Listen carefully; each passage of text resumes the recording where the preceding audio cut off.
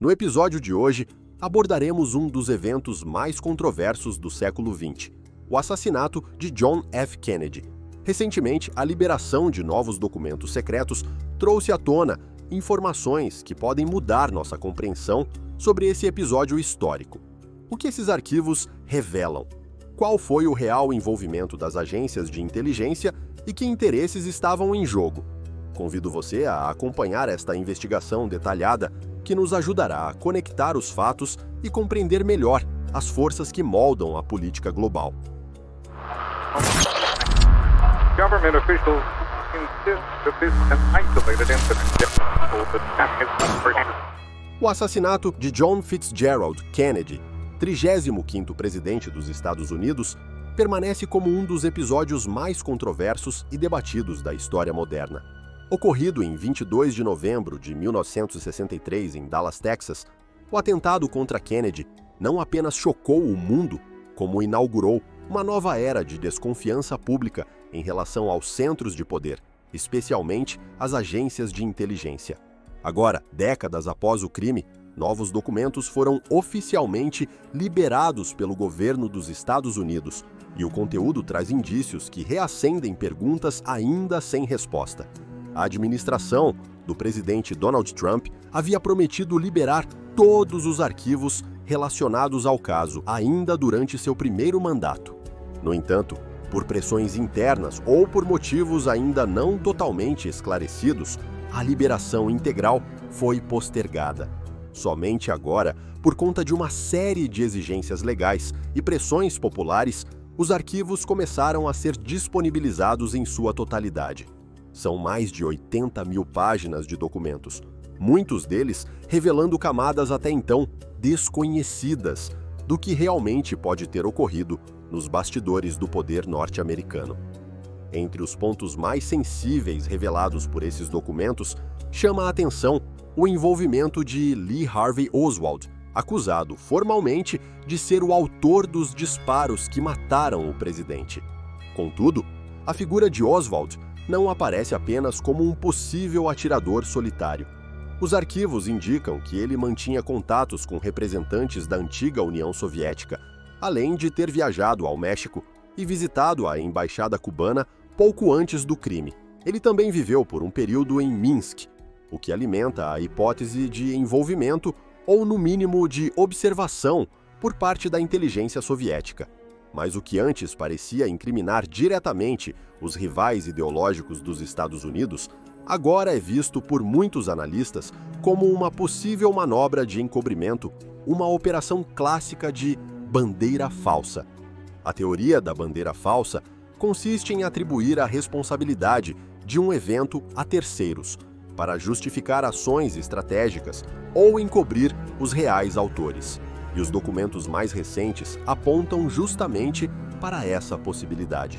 Vários trechos indicam que setores da própria CIA estavam descontentes com Kennedy. Segundo registros, havia preocupações de que sua política externa fosse leniente demais com os soviéticos, além de seus esforços para frear projetos estratégicos de determinados aliados históricos dos Estados Unidos, em especial no Oriente Médio. Entre os documentos relacionados ao assassinato do presidente Kennedy, que revelam operações secretas da CIA, incluindo uma que envolveu a contaminação de açúcar destinado à União Soviética. Conforme os documentos, em agosto de 1962, a CIA tomou conhecimento de um navio cargueiro transportando 80 mil sacas de açúcar mascavo de Cuba para a URSS.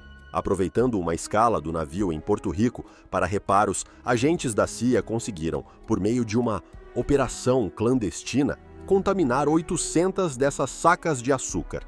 O objetivo era que as sacas contaminadas estragassem toda a carga, tornando-a imprópria para consumo humano ou animal. A substância utilizada daria ao açúcar um gosto amargo e irreversível, embora não fosse prejudicial à saúde. Essa ação visava causar perdas financeiras à União Soviética. Além disso, os documentos revelam que a CIA considerou planos para induzir falhas nas colheitas de alimentos em Cuba.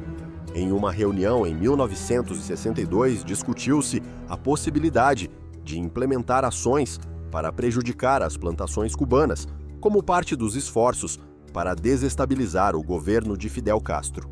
Ainda mais intrigante é a menção nos arquivos, a resistência da CIA em liberar apenas um pequeno trecho de um dos documentos, explicitamente marcado como informação entre colchetes. Essa recusa seletiva chamou a atenção de analistas independentes, que, ao cruzar dados, perceberam que o conteúdo censurado poderia envolver diretamente o programa nuclear de um aliado estratégico dos Estados Unidos. Kennedy, ao que tudo indica, havia se posicionado contra o desenvolvimento do arsenal nuclear israelense, localizado secretamente na instalação de Dimona.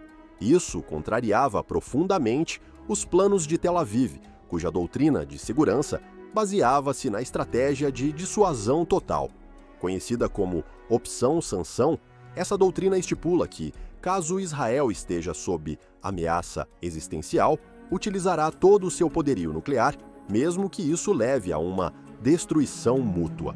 A oposição de Kennedy a esse programa nuclear gerou forte atrito diplomático, especialmente com o então primeiro-ministro israelense David Ben-Gurion.